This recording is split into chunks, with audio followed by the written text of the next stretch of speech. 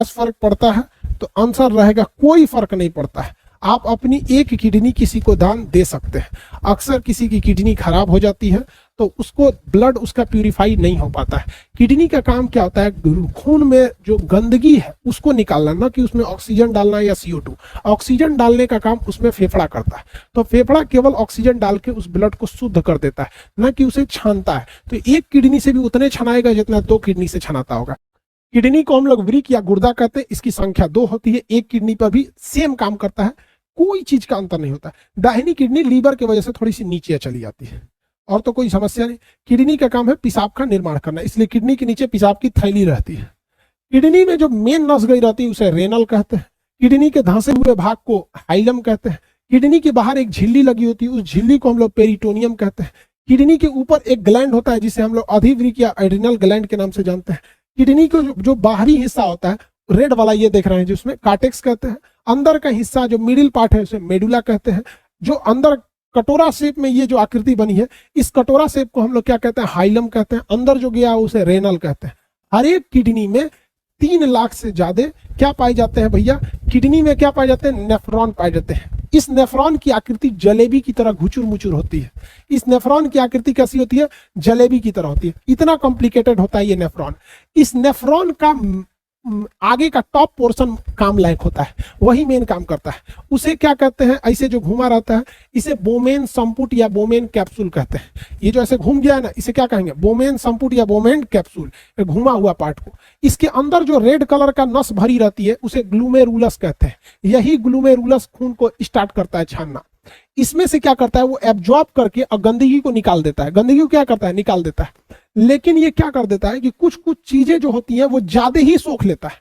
इसलिए आगे जब जाता है ये ब्लड जैसे इसमें आगे जाता है तो वापस इसमें से खून के अच्छे हिस्से को रीअब्जॉर्प्शन किया जाता है। रीअब्जॉर्प्शन।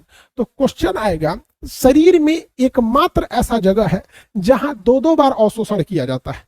एक ग्लूमेरुलस एब्जॉर्ब कर लिया, लेकिन पता चला कि ज्यादा ही ले लिया है, तो उसमें से वापस रीअब्जॉर्प्शन। शुरुआती ग्लूमेरुलस जो होता है वो ब्लड के प्लाज्मा को नहीं छानता है। शुरुआती ग्लूमेरुलस जो बोमेन कैप्सूल में बंद है वो प्लाज्मा को स्टार्टिंग में नहीं छानता। इसलिए यहां जो प्रोसेस हो जाएगा इसे हम लोग क्या कहते हैं? लोग अल्ट्रा फिल्ट्रेशन। अल्ट्रा फिल्ट्रेशन थोड़ा सा कम करता है उसमें, अल्ट्रा फिल्ट्रेशन। उसके बाद जब ये नसों में जाता है तो उसे क्या कहते हैं? रीएब्जॉर्प्शन। उसे क्या कहेंगे? रीएब्जॉर्प्शन। क्या कहेंगे? रीएब्जॉर्प्शन। अच्छे चीजों को वापस सोख लेगा। उसके बाद ये जो प्रोसेस होगा तो इसमें से जो खराब चीज है, क्या चीज है? खराब चीज है। अब मेनली खराब चीज इसमें क्या चीज रहता है? यूरिया।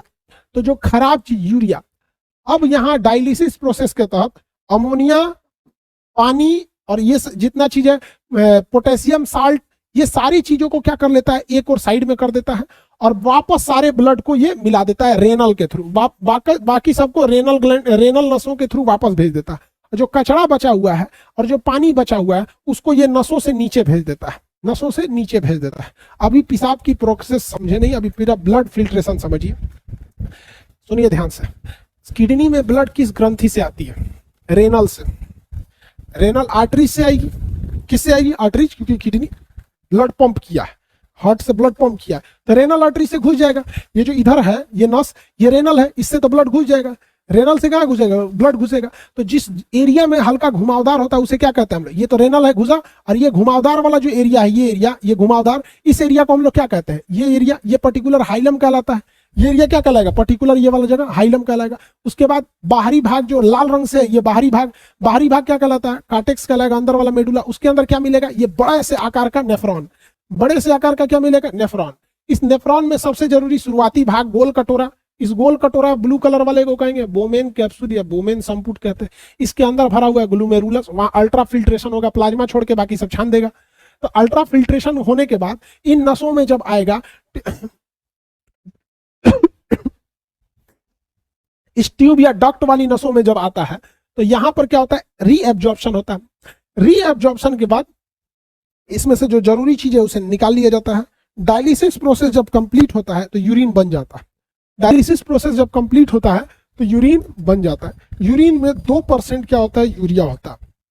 इसमें पोटेशियम के आयन होते हैं, हाइड्रोजन आयन होते हैं। पोटेशियम, हाइड्रोजन, यूरिया, ये मिला के किडनी में सबको बाहर निकाल देता है। हाइड्रोजन आयन की वजह से पेशाब अम्लीय हो जाता है।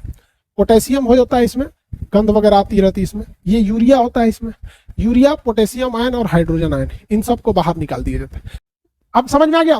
तो किडनी के दो प्रोसेस ध्यान से समझिए। ऊपर ये वाला जो हिस्सा देख रहे हैं, इसमें ब्लड का छनाई चल रहा है, ब्लड छान रहा है। तो ये वाले प्रोसेस से ब्लड छान रहा है, वापस भेज दिया ब्लड छान के ऊपर, और नीचे भेज दिया पेशाब को। किडनी पेशाब को छान के जिस नली से भेजता है उसे कहते हैं यूरेट्रा, यूरेटर। उसे क्या कहते हैं? यूरेटर। किडनी जब पेशाब को ब्लैडर में भेजता है उसे कहते हैं यूरेटर। और ब्लैडर में आधा लीटर पेशाब जमा होता है। यूरेटर में कितना लीटर पेशाब जमा होता है? आधा लीटर जमा होता है। आधा लीटर रोक सकते हैं, उसके बाद रोकेंगे तो कूदने लगेंगे यहाँ पे। तो इसकी मैक्सिमम क्षमता आधा लीटर। सबकी आधा लीटर नहीं होती भैया, सॉरी आधा लीटर बोल दिए, 250 ml। आधा लीटर पेशाब कौन रोकता है? 250 ml। 250 ml रोक सकता है यहाँ पे। उसके बाद कंट्रोल से बाहर हो जाता है। छोटे बच्चे जो होते हैं, ध्यान से समझिएगा, जो छोटे बच्चे होते हैं बिस्तर पे पेशाब कर देते हैं, उनमें ये यूरेटर तो ठीक रहता है, ये यूरेथ्रा जो होता है, ये अभी छोटे बच्चों में यूरेथ्रा उतना डेवलप नहीं होता है। तो छोटे बच्चों में यूरेथ्रा जब डेवलप नहीं होता है तो उनका ब्रेन ऑटोमेटिक छोड़ देता है उसको, जब पेशाब लगेगा वो कर देगा बिस्तरे में, होगा अपनी मम्मी को पैंट देगा, मम्मी पैंट बदल दो। समझ आ गया कि नहीं आ गया? तो देहात में लोग क्या करते हैं, छोटका बचवा को पता है कि छोटका बचवा का किडनी काम कर रहा है, किडनी पेशाब बना के यूरेटर से नीचे भेज देगा ब्लाडर में, और ब्लाडर में जो यूरेथ्रा है वो छोटा बच्चा में सेंसिटिव नहीं होता, वो पेशाब निकाल देता है उसको। तो छोटा देहात में लोग अपने बचवा को दिन में नंगे छोड़ देते हैं, दूर ससुरा इधर उधर पेशाब करवे करेगा। और जो सीबीएसई बोर्ड वाला होता है सब, तो सीबीएसई बोर्ड का लड़का जो होता है सब, उसके घर वाले सुखवार होते हैं सब, कहते हैं हो माय गॉड यूरिन, हगीज पहना दो, पैम्पर्स, उसको पैम्पर्स पहना देता है। और वही लड़का पैम्पर्स पहनेगा, बड़ा होगा तो डब्बा हो जाएगा। ना वो बेचारा जमीन पर खेला है, ना कभी वो किया है, बड़ा होगा बहुत जल्दी ओकरा चश्मा लग जाएगा, सड़क पे आराम से चलेगा, धूप लगेगा तो सड़के पे गिर जाएगा। अरे यार, शरीर को कुछ ठोकरे लगने दो। आजकल के लड़का को वॉकर में चलाया जाता है, बाबू घूमो। हम लोग के समय में जब हम लोग छोटे थे, ससुरा एगो गाड़ी आती थी इस तरह 3 पहिया, में यहाँ चक्का लगा रहता था, एगो यहाँ चक्का लगा रहता था, आइए चलाते थे हम लोग 3 पहिया गाड़ी लकड़ी का, और ससुरा लेके उलट जाता था आदमी। बचपने में शरीर इतना ना ऊंचा गया, थुरा गया, मट्टी में खेल कूद के बड़े हुए। बचपन में हम लोगों ने इतनी मिट्टी खाई है कि ये मिट्टी हमारे डीएनए में घुस गया है, इसलिए आज भी इस मिट्टी से प्यार रहता है। लेकिन लड़का लोग आजकल डब्बा का दूध पी रहा है, डब्बा हो जाएगा। उनकी महतारी को भी फुर्सत नहीं मिल रहा है, उनको लगता है कि जिंदगी भर इसका पैंट बदलना पड़ेगा। शुरुआत के 6 महीना साल भर नहीं कर सकती तो माँ को ने काम किया है, उसको तेल नहीं मलाएगा, जॉनसन्स बेबी, ससुरा जॉनसन बेबी, लड़ो जॉनसन बेबी। वे तो निशा दिन आए होगा, चेचक होगा, तन सा कपड़ा नहीं पहन लेगा तो खजुआ, मम्मी कपड़ा गड़ रहा है, मम्मी कॉलर गड़ रहा है, स्टिकर काट दो। बच्चा बचपन में तेल ना मलाए। हम लोग की मम्मी करछुल में